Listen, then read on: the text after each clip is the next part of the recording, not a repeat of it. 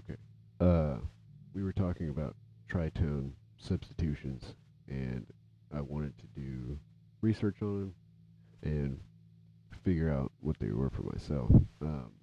They remind me a lot of secondary dominants, which are chords that pull to a tonal center, whether it be the original tone or the original note or something different. Um, so they basically serve that purpose of pulling somewhere, and specifically they're going to use the tritone of the previous chord or previous root, whatever you might want to be using. At least that's what I seem to be gathering from it.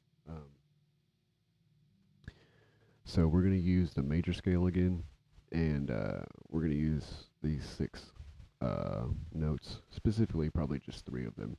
Um, so you might already know this, but the 1, 4, and 5 in a major are major, and then your 2, 3, and 6 are minor. So if we do the key of C, C's major, and D's minor, right, and then so on. Um, that's pretty straightforward stuff. Uh, so once again, we're kind of like we're really looking at these notes here. Um, so if we talk about the tritone, it's going to be the essentially the augmented fourth or the diminished fifth away from your root or the note you might be traveling from or you want to replace. Um, so all this means is it's a sharp fourth or a flat fifth. That's all those. That's all that means. Augmented sharp, diminished is flat, right? Um, so let's jump into a couple of shapes so we can do a chord progression with them. Um, we have the major 7 shape first, and I'll pull back to this here. So if you go to your 5th string and 3rd fret, you can make a C major 7 shape there, which looks like this. Um, if you go anywhere and you know that there's going to be, it needs to be major, you can kind of be safe in making this shape, and it should sound nice, right? um, and going back, that's going to be your 1, 4, and 5. Um, so it sounds like this.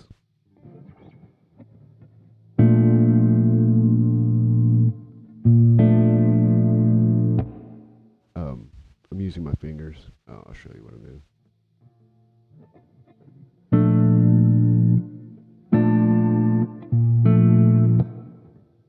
So I'm just squeezing the chord.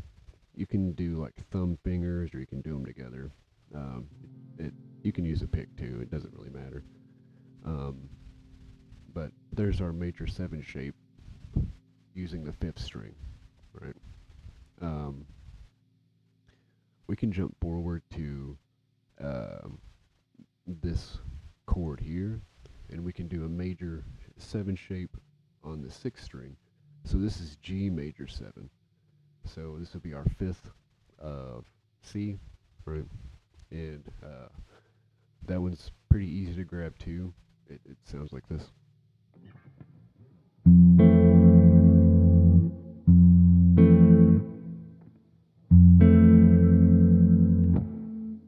And once again, I'm just striking the bass note with my thumb and then squeezing the top 3 notes with my fingers, right? Um, pretty straightforward. G major 7, right? Once again, anytime you're on the 6th string as your root and you want to make a major shape, you can make this shape and it should be pretty safe. Um, so, moving forward, where was I at? Okay, so minor shapes, right? So we had C, and now we're going to go to D for our first minor shape. Remember, once again, we have C is our 1, D is our 2, right? And D will be minor in this scenario, right? Um, so the one I have highlighted there, that's D minor 7, and it looks like this.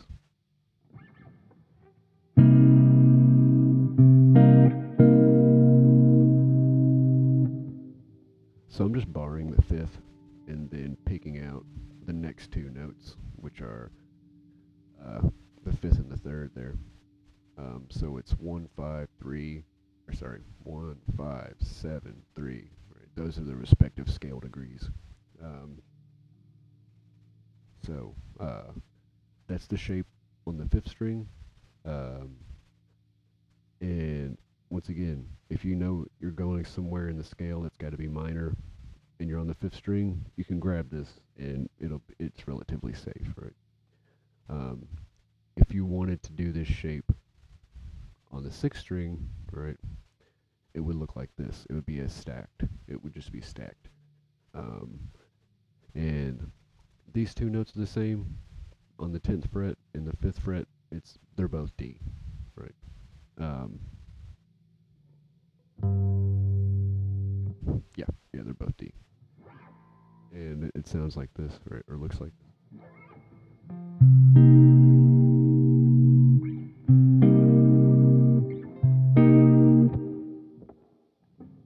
And I'm just borrowing the whole fret. You may do something different. Uh, some players do play it with all their fingers, just so they can move to different chord shapes easier. It works. It's up to you, right? Um, so that covers major and minor shapes. Um, Pretty straightforward, right? Um, Nothing too difficult. Um, but let's talk about real quick dominant shapes. So dominant shapes are read like this as a 7. There's nothing special about them. Um, this is G major 7, which would be the shape that I showed earlier, but this is a dominant shape.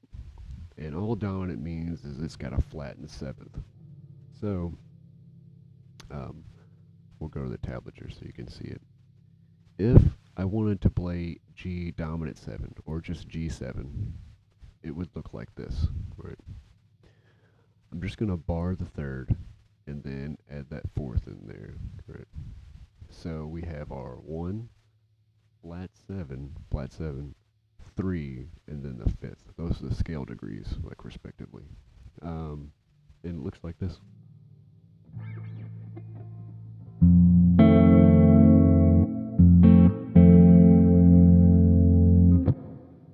Pretty easy.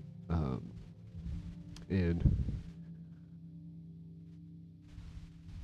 that dominant shape is it's great to pull back to the 1, and we'll talk about that here in a second, right? So this here is going to be our 2-5-1 progression, our 2-5-1 change.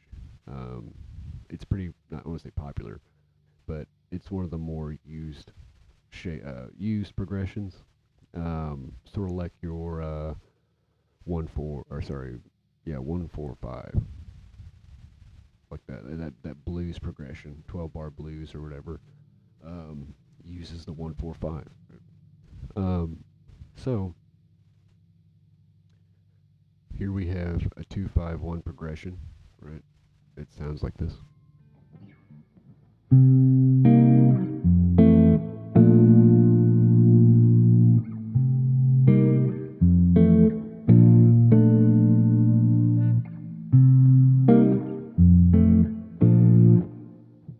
Right? But for a secondary dominant, not secondary dominant, sorry, ignore that. For a dominant, right, I can replace that 5th with a dominant 5th, and there's a slight change. It should have a stronger pull, right? So it would sound like this.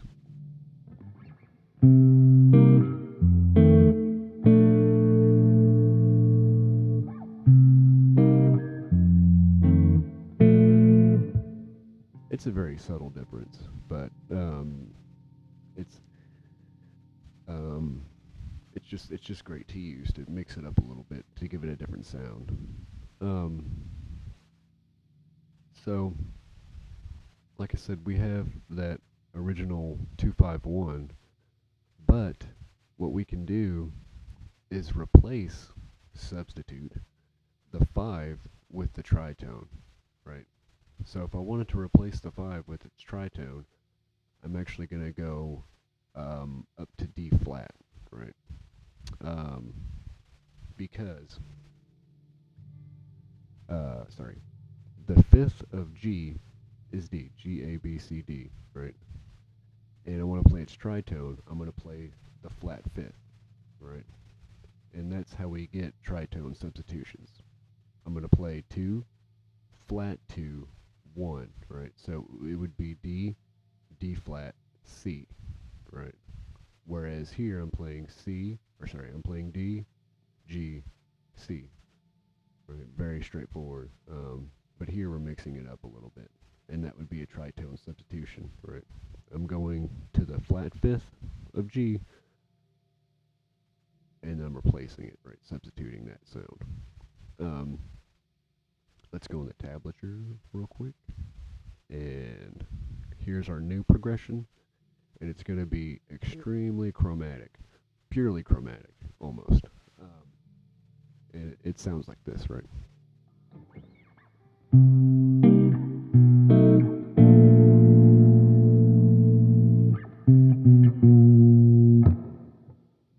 Right. I'm just making that chromatic movement. 5, 4, 3, which is D, D flat, C. Right. Let me check the time. Cool. 3 minutes. So, just to reiterate, a tritone substitution is essentially replacing a note or a chord in the progression with its tritone to make it pull back to the 1, right? It's a very simple way to think about that is with this 2-5-1 progression, right? It's just 3 chords. We're going to replace the 5 with its tritone, and G's tritone, or its flat fifth, is D flat, right? So that gives us D, D flat, C, right? So once again, something interesting we can do here is to turn that tritone substitution into a dominant shape. So this is D flat dominant 7, D flat 7, right? And that's going to give us the pull, quote unquote, we need to go back to C, right? Sorry, there we go. So it's going to give us the pull to go back to C, right?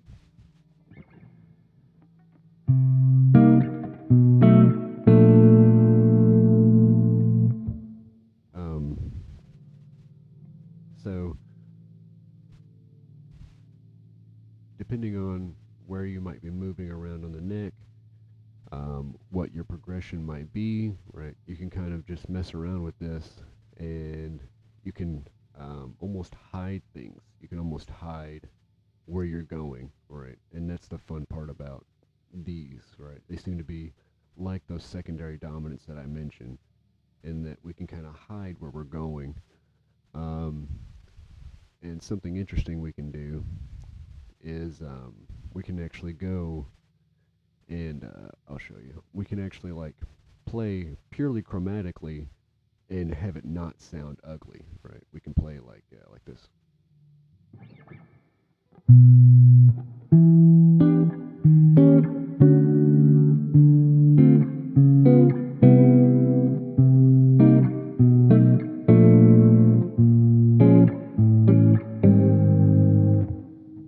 Right. It sounds a little bit better than just going.